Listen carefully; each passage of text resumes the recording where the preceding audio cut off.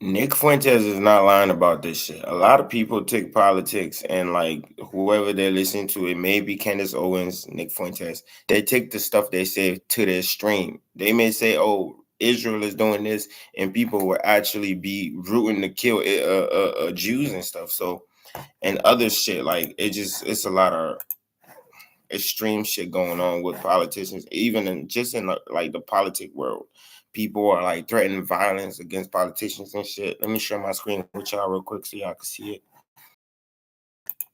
it. Openly about Jews and Israel and the Holocaust, and in a very negative way.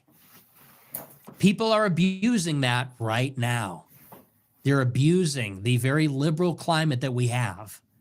They're abusing the opening that has been afforded to us by doing stuff like this. And some of them are crazy and some of them are not. And some of them maybe are being put up to it and some of them are certainly not. But there are crazy people that are taking the crazy low IQ types. They're taking this kind of rhetoric and they're going on Twitter and saying, we're going to kill them. We're going to kill you. We're going to. And I tell you how the story ends because I lived through it the first time. Here's how the story ends. They're going to take every example of this and they're going to blow it up and put it in front of the media. And you might not think that's a big deal because you might say, well, we're past that. But I'll tell you what happens next. There's going to be a false flag. Someone's going to get shot. Someone's going to get hurt. I pray to God it doesn't happen. I don't want that to happen, but I think it will. I think some psycho is going to snap. Some psycho is going to be groomed and made to snap. Maybe it'll just be a straight up false flag, but something will happen. It will implicate an anti-Semite. And that anti-Semite, you're going to go on his timeline and you're going to see he's following he's going to be following Candace, Tucker, me, Dan Bilzerian, Jake Shields. And his account is going to be filled with cheerleading for us and hatred for them. And it's going to be just as it was before. They're going to convene the Sanhedrin. They're going to convene the council of telecom companies, tech companies, social companies. And they're going to say, we got a real problem on our hands. We have to shut this down. It's gotten out of control. It's gone too far.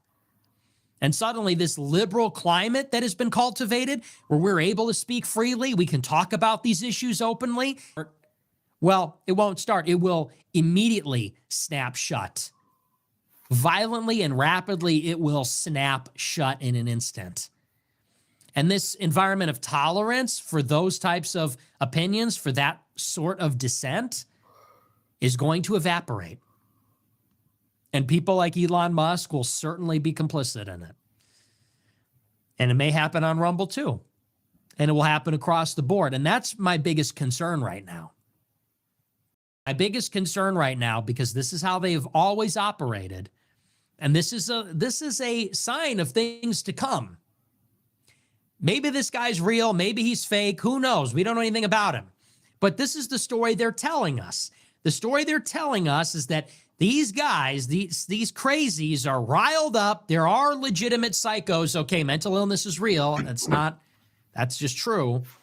There are psychos out there. They're digesting this stuff.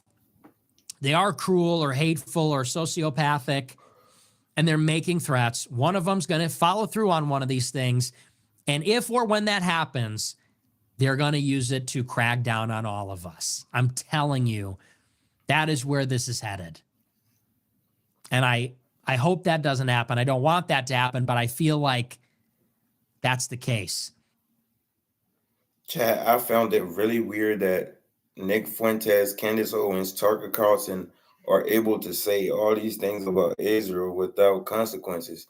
I mean, of course, they lost their jobs. Now they're having to work for this. That was the first consequences to lose their job.